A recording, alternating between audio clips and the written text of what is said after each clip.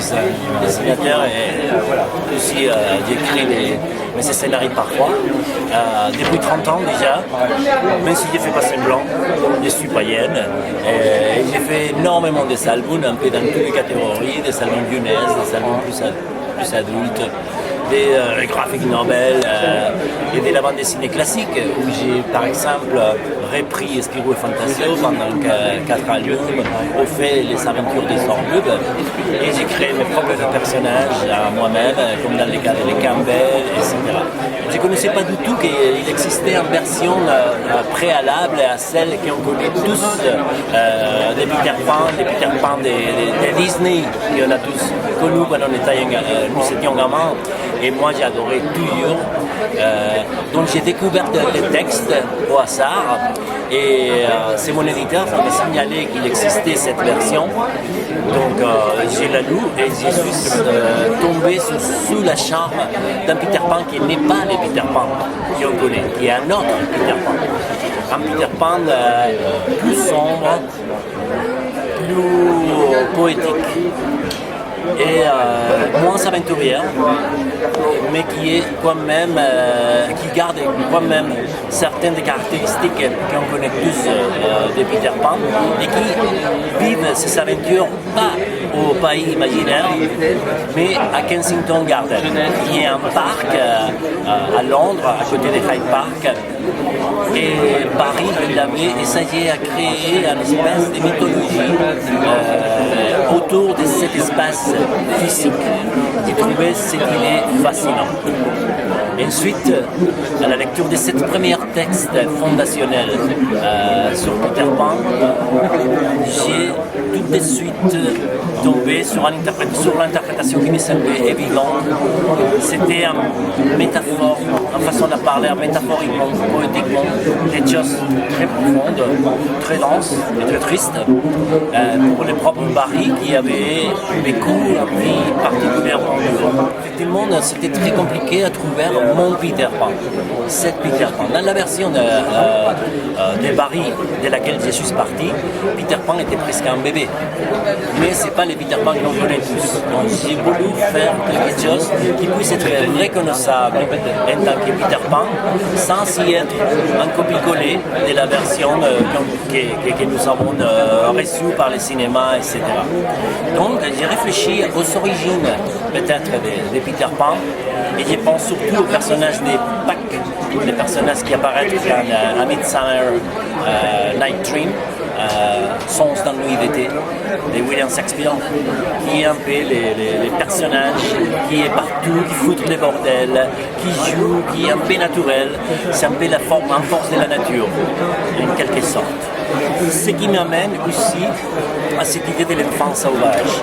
Et donc, quand on pense à enfant sauvage, je pense tout de suite au excellent film de Truffaut.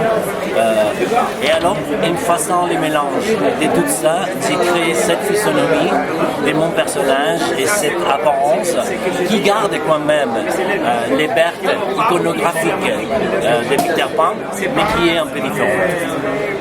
Cette adaptation, elle vient après avoir fait déjà 2 autres adaptations des classiques de la littérature anglo-saxonne. J'avais commencé par Bartleby de Melville. Melville, c'est l'auteur de Moby Dick.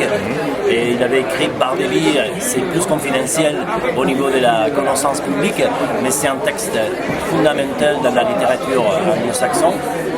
Et j'avais adapté par la suite aussi Un chant de Noël de Dickens, que c'est un texte que j'adore, et rajoutant ma petite touche personnelle et en faisant un gender flip, c'est-à-dire un changement de sexe du personnage protagoniste, qui dans la version de Dickens c'est un ancien, moche et très désagréable, et dans la mienne c'est une femme.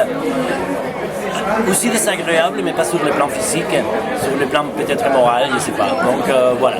Et ça c'est la base, et à partir de là, j'ai fait mon Peter Pan. Moi, concernant les adaptations, ce que j'essaye à faire toujours, c'est de trouver un texte qui m'est cher par des raisons personnelles, qui me fait rêver, qui me fait voir des images dans ma tête que je peux représenter par la suite.